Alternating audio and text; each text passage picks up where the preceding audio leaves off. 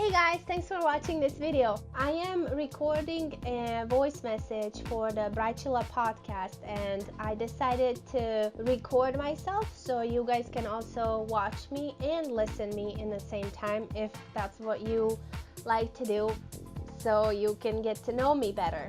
So the episode I'm going to record for is called the bucket, which is basically a list of things that you don't find that important for your wedding day, or you don't have time to do them, or a budget, and then you just say, you know what, I'm just gonna throw this in the bucket and I just don't want to deal with this. Alicia also has a chapter in her book that's called, and she basically says to get married you really only need 3 things: you, your partner, and someone to marry you. And that is so true. Everything else is extra. How you have it or what you have is entirely yours and your partner's decision. Alright, I'm just gonna drink a little bit of my coffee and let's get this message started.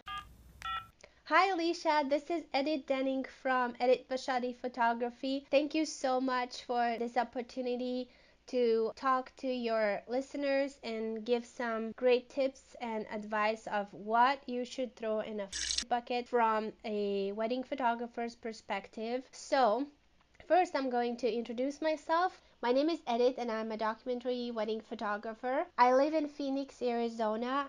But I'm originally from Hungary, so we do travel to Europe a lot, mostly during summertime, June, July, and I'm so excited that we're accepting European weddings during those times of the year. My passion is to photograph multicultural weddings because I am also in a multicultural marriage, and I find it fascinating to watch how couples put their different cultures and traditions together. My wedding photography style is mainly documentary, which means that I like to just observe things that are happening around me and watch people interact with each other and capture when I see something meaningful or interesting happening. So I have a couple of ideas that you can put in your bucket if you want to, and they are based from my viewpoint as a wedding photographer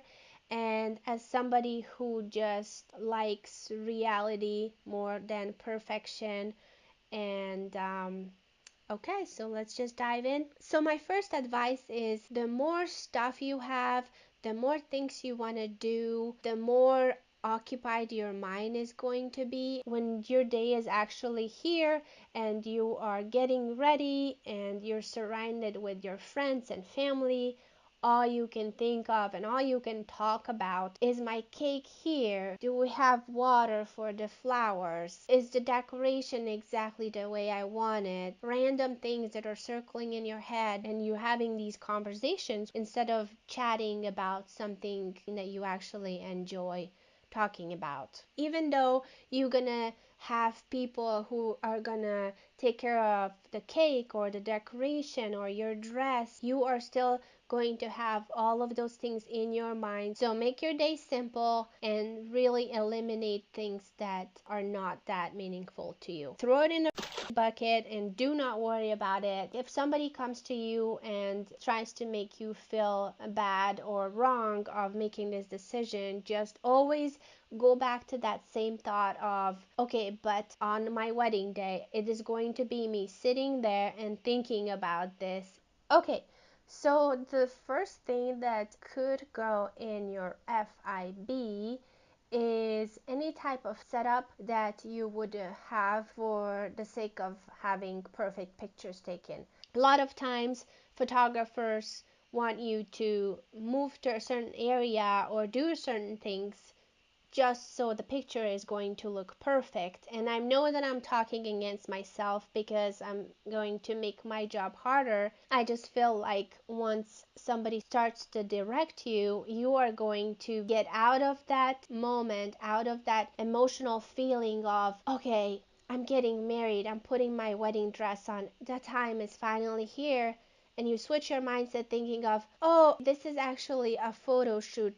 I think photos are for you to remember that day, you're not photographing for a magazine. You're photographing so you are documenting the wedding. When you have kids and you want to talk to them about the wedding and you're going to look at that photo, you're going to remember of that moment as why that was meaningful to you, not because, oh, the photographer just told me to step out in front of the building because it's prettier. Same as like if you decide to have a first look, which absolutely needs to be pre-planned so you guys don't see each other until you actually get close to each other and then you turn. But it breaks my heart when I see mostly videographers, sometimes also photographers say like, okay, now walk closer, and then you're like just right there to touch her or his shoulder, and then they say, okay, now stop and just smile, look left, look right. It just kills the moment. I don't know, it has nothing to do with the bucket, but I think it's very important to make this decision and say like, you know what, I am not gonna worry about thinking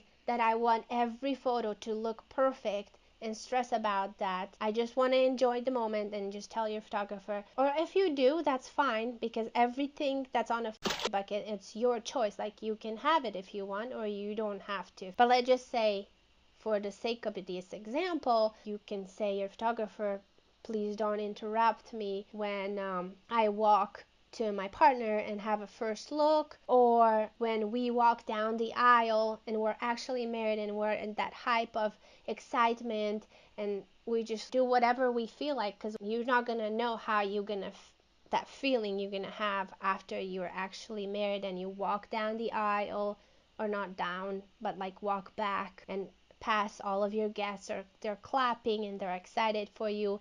Like, are you gonna stop and kiss? Are you gonna jump up? Are you gonna just run away? Are you gonna just try to go back and hug all of your family and friends? Or what your reaction going to be when maybe some photographer will tell you like, okay, now stop, now kiss, and that just kind of ruins the moment. Take it all in and enjoy that feeling of being actually married. And I don't want you to think that I'm talking against those photographers who do have a setup and do want to fluff your dress and make your hair look perfect, because some couples do want those type of pictures, and that's completely fine. And that's why I love when every vendor has a specific style and a specific way they work, so you can easily find them and make a decision based on what you're looking for. This is just how I work, and other photographers love doing those things to prepare everything so you can have those polished and nice pictures. Just like everything in a bucket, it's not going to necessarily apply to you, and you're not going to necessarily want to choose that. For me, setup for pictures is also the send-offs, which is when the guests line up and then the couple just run through the tunnel. It's a tradition when they leave the wedding, and that's how they say goodbye to the guests. But most of the time, that doesn't actually happen. They just set that up to take some pictures of the couple running through the tunnel, and then they go back and party. Why would you do that if it's not actually something that is part of your story? That's not actually how you left. Alright, it's 3 o'clock. I need to go get my kids, so I think I'm just gonna do this later. Bye! Okay, I'm back.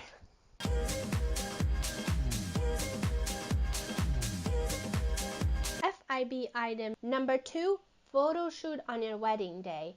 Now, this is something that not a lot of couples think as an option, because most photographers don't offer this service. But something that you can throw in your bucket list is having an actual 1 or 2 hour long photo shoot while your guests are out having fun. And the reason you would want to skip that, because you don't want to miss the cocktail hour, you just want to have a good time with your guests, or you're worried that you still didn't have time to talk with your cousins and your grandparents that you haven't seen for years. It's stressful. You need to worry about not missing out on the sunset or finding the good location, which may be too far from the venue. So maybe you're thinking, oh, you know what? That's not what I don't want to deal with this on my wedding day. I want my wedding day to be about getting married, about hanging out with the people I invited, about eating good food, dancing, partying, and you just don't want to deal with taking pictures. So the solution for that would be you can have pictures taken the day before or the day after. That depends on if you guys want to see each other in your wedding outfit. So the reason I think you should put the photo shoot into your bucket, because that's just another thing that you have to do in a certain time, certain location, and it puts a lot of pressure on your day. If you are having like a multiple day or like a weekend celebration, then this is a great solution for you. So you can just on the actual wedding day focus on getting married and having the ceremony and spending time with your guests, and putting maybe the actual photo shoot into a different day when you have to think about getting ready again, getting into your same outfit. The really good benefit of this is that you can spend more time on taking these pictures, and you can go to a different location somewhere further away. It doesn't have to be close to the actual venue. Number 3, photo booth. I saw this coming up a lot in our conversations, people wanting to put photo booth and the FIB.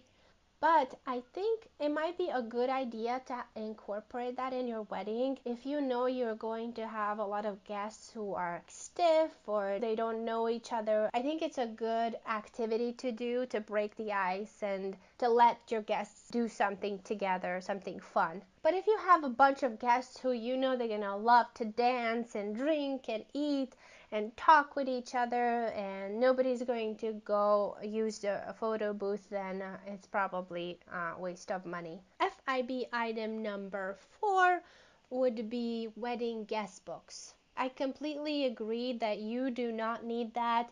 It's a pain in the butt for the guests to think about what should we write in it. It's stressful for the couple because they don't want to miss on anybody not writing into the guest book, and then after that, where are you gonna put it, what are you gonna do with it, are you ever gonna read it? But a really good alternative or option B would be having engagement album. And if you want to make it fun, or if you do want to have a couple of notes in it from your guests, then you can have maybe some pages left empty or a little bit more airy, so you have room to have the guests write in it. Or if the reason you want to have the guest book is to have special handwritten notes from your guests, especially from grandparents, I find that really valuable, then you can just collect their gift card or special card that they give you on a wedding day and have that as a memory from them. Number 5, I wanted to talk about engagement pictures. Now, most photographers would include that in their package, so that's a no-brainer. But if you're trying to decide, should I have it, should I not, do we really need this,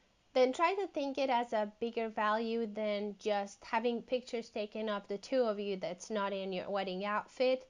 So maybe you want to document the current stage and chapter of your life, and maybe you can have like an in-home photo shoot where you guys are just at home and doing your own thing, or go out and do some activity that you two enjoy doing together, and then make those pictures so much more special and valuable than just photos of the two of you at the park. And it's a great way to get to know your photographer, to see if you like them, test them out. And the last thing that I absolutely want you to put in your bucket is perfection. And I know that Alicia is also preaching all the time that perfection does not exist, and we need to stop stressing about it, because we see so many pictures, perfectly posed style shoots, that people put so much time and energy into it. And most of the weddings are not like that because it's not a photo shoot.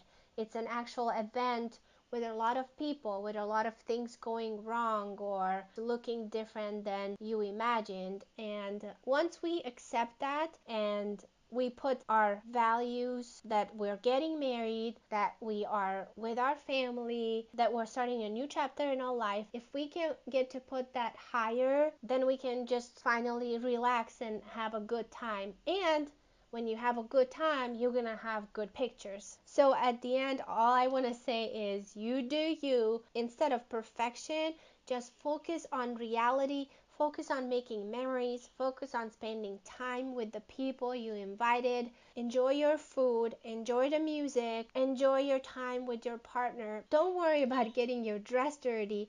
Don't worry about not looking perfect, because if you feel good, you are going to look gorgeous, and everything else can just go in your bucket. All right, that's all from me. I hope I was able to give you some helpful tips and advice.